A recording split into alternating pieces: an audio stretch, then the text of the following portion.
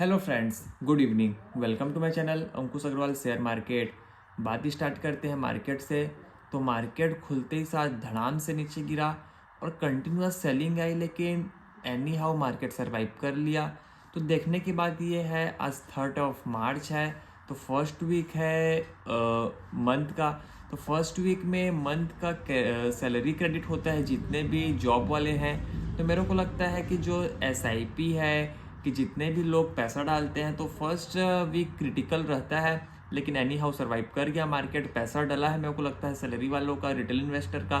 तो देखना ये पड़ेगा कि आज तो सर्वाइव कर लिए, लेकिन कल क्या होगा मार्केट के लिए। और जनरली देखा गया है कि जो ब्लैक फ्राइडे रहता है वो ब्लैक मंडे में तब्दील हो जाता है, लेकिन सर्वाइव कर लिया। अगर एक प्रोबेबिलिटी है, कोई कंफर्मेशन है नहीं, क्योंकि अगर फ्राइडे को अगर पूरा पोजीशन किसी का डाउन रहता है तो मंडे को रहता है कि स्टॉप लॉस हिट हो जाए, जो एमटीएफ में पोजीशन है वो पोजीशन स्क्वायर अप हो जाए, मार्जिन कॉल हो जाए, एक प्रोबेबिलिटी रहती है।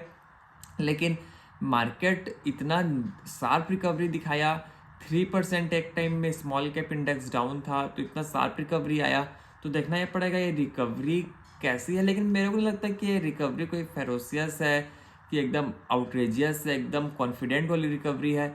लेकिन फ़ायदा वाली बात यह है, कॉन्फिडेंस वाली बात यह है कि यहाँ फ्राइडे को हम लोग क्लोज हुए थे, वहीं आज मंडे में है हम लोग। लेकिन एक डेटा निकल के ये आ रहा है कि जो रिलायंस का शेयर है वो 200 डीएमएस से डाउन में आ गया है, और लगभग 4-5 ईयर के लोवेस्ट पॉइंट में रिलायंस का शेयर आ गया है। तो देखने की बात यह है कि अब लोगों का फोकस रिलायंस में जा रहा है, भैया अब इतना डाउन हो चुका है, अब क्या करें। लेकिन देखना पड़ेगा कि जो रिलायंस का बिजनेस है वो हाई पीई वाला नहीं है, लो पीई वाला है। तो जो हाई कॉमोडिटाइज्ड बिजनेस रहता है उसमें इंडस्ट्री का ही पीई मिलता है, कोई हाई पीई मिलता नहीं है। तो देखना ये पड़ेगा कि रिलायंस का जो पीई है वो एक्सपेंड कैसे करेगा। तो एक ये वाला देखना पड़ेगा कि कैसे होता है रिलायंस के लिए। लेकिन फॉर दी मोमेंट के लिए तो मार्केट एकदम सुस्त लग रहा है, एकदम शांत लग रहा है। लेकिन देखना ये पड़ेगा कि 22,000 अप्रॉक्स के लेवल में आ चुके हैं, तो ये लेवल जो है कब ऊपर की तरफ जाएगा, क्योंकि 26,000 से कंटिन्यूअस सेलिंग देखने को मिला है। और जो मिड कैप और स्मॉल कैप है उसकी हालत तो बहुत ज़्यादा ख़राब है। निफ्टी एक बार कुछ इंडिकेट कर रहा है, निफ्टी अप्रॉक्स 16% डाउन है फ्रॉम द पीक। इस मिड कैप इंडेक्स लगभग 22% डाउन है फ्रॉम द पीक। लेकिन दिखने से लग रहा है 22%, लेकिन 40% 50% ऐसे गिरे हैं। There is no tomorrow, like ऐसे बेच रहे हैं लोग कि क्या हो जाए। लेकिन देखने की बात ये भी है कि एक परमानेंट बेयर मार्केट है कि क्या है। लेकिन मार्केट को देखने से ये लग रहा है, पर्टिकुलर निफ्टी को देखने से ये लग रहा है लोअर टॉप लोअर बॉटम बना रहा है। तो जब तक लोअर टॉप लोअर बॉटम बनेगा तब तक मेरे को नहीं लगता कि तेजी के इंडिकेशन आएंगे।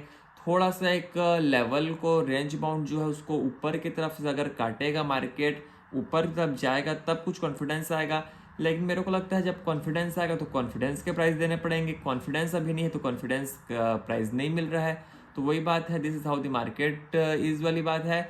लेकिन अगर मार्केट में कॉन्फिडेंस आएगा तो प्राइस भी स्पाइक अप हो जाएंगे।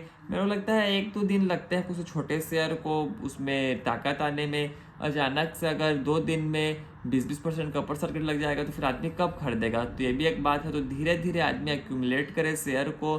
शेयर है ऑलरेडी और अगर अच्छे शेयर हैं, लेकिन कई बार खुद को भी, इन्वेस्टर को, रिटेल पार्टिसिपेंट को ज़्यादा डाउट होता है कि मैं जो शेयर लिया हूँ वो सही है गलत है।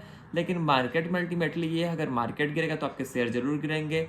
यहीं तक रखते हैं, आपसे कल फिर मुलाकात होगी, तब तक के लिए थैंक यू।